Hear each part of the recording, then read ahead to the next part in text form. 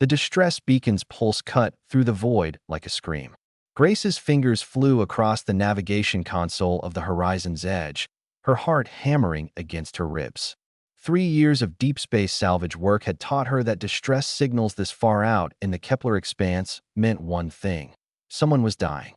Liam, I'm reading life signs. Multiple. Grace's voice was tight as she brought the ship into a hard deceleration burn. Small ones. Liam appeared at her shoulder, his weathered face creased with concern. At 47, he'd seen more of humanity's expansion into the cosmos than most, and very little surprised him anymore. But the readings on Grace's screen made his breath catch. Those aren't human, he said quietly. No. Grace's jaw set in that stubborn line Liam had come to recognize over their 2 years as partners. But their children. The wreckage came into view. A Zareth transport vessel, its hull split open like a cracked egg. The Zareth were a feline species, proud and territorial, and their relationship with human explorers had been complicated. 3 border skirmishes in as many years. A trade embargo. Mutual suspicion that ran bone deep. Grace didn't hesitate. She was already sealing her EVA suit. Grace, Liam started. I know what they are. She cut him off, her green eyes fierce. I also know what we are. Get the med bay ready. The wreckage was a tomb of twisted metal and scattered belongings. Grace's suit lights cut through the darkness as she propelled herself through the breach. The distress beacon led her to what had once been a passenger hold. Now it was a nightmare of decompression damage and emergency bulkheads sealed too late. Then she saw them .2 Zareth cubs, no more than 5 or 6 in human years equivalent, huddled in a corner behind a makeshift barrier of cargo containers. One was unconscious, formatted with deep purple blood. The other, a small female with golden fur and enormous amber eyes, was trying desperately to stop the bleeding. With Grace's hair tie. Grace's own hair tie. The purple one she'd lost 3 weeks ago during a spacewalk near the terminus station. She'd never found it, assumed it had drifted away into the black. But somehow, impossibly, this cub had it. And she was using it like a tourniquet, wrapping it around her companion's injured foreleg with trembling paws. Her small face contorted with determination and terror. The cub looked up as Grace's light found them.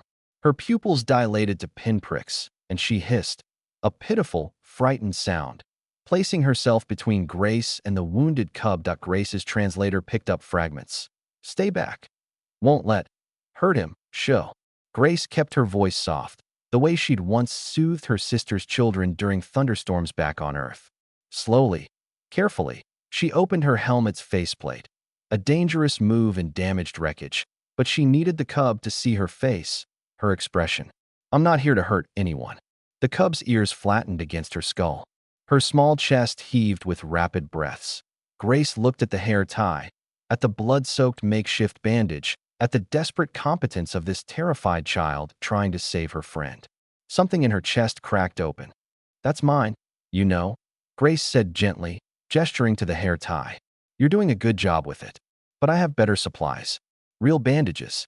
Medicine. She slowly reached for her emergency medkit, moving as non-threateningly as possible. Will you let me help? The cub's whiskers twitched.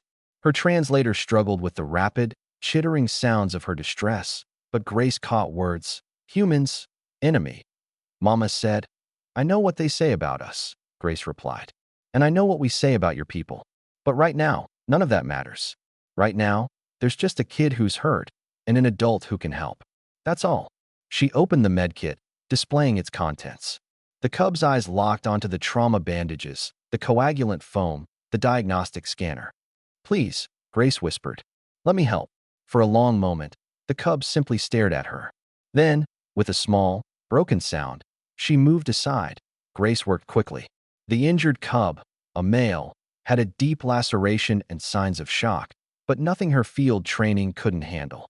As she worked, the female cub crept closer, watching every move with intense focus. You did good, Grace told her, carefully removing the hair tie and replacing it with proper wound dressing. You probably saved his life, keeping pressure on the wound like that. Where did you learn that? The cub's translator crackled.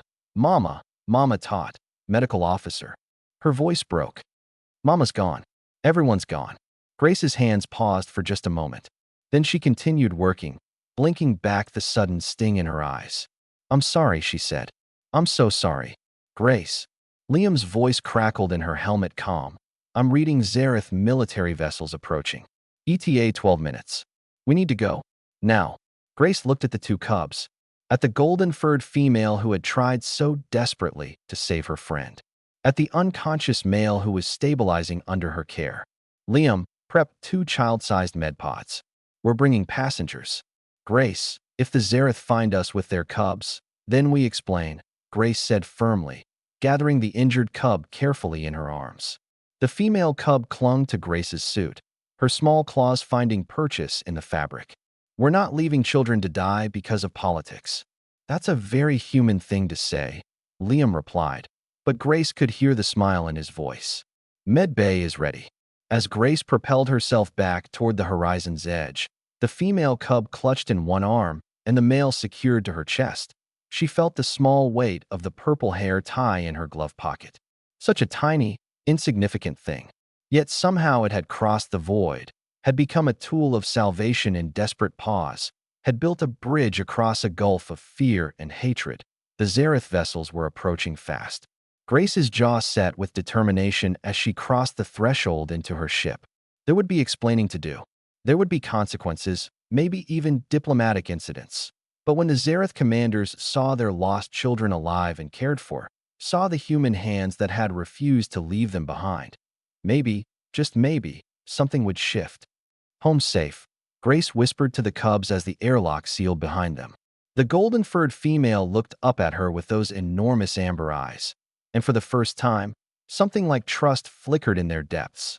Liam was waiting in the med bay, and together they settled the cubs into the med pods. As the healing systems engaged and the Zareth vessels hailed them, Grace felt a calm certainty settle over her. This was what humanity was meant to be, not conquerors of the stars, but guardians of the vulnerable. Not enemies, but rescuers. Not perfect, never perfect, but always, always trying to be better. The female cub's small paw found Grace's hand as she drifted into medicated sleep. And Grace held on, a silent promise in that gentle grip. A promise that transcended species, transcended politics, transcended everything but the simple, radical act of caring to I in the end. That was the most human thing of all.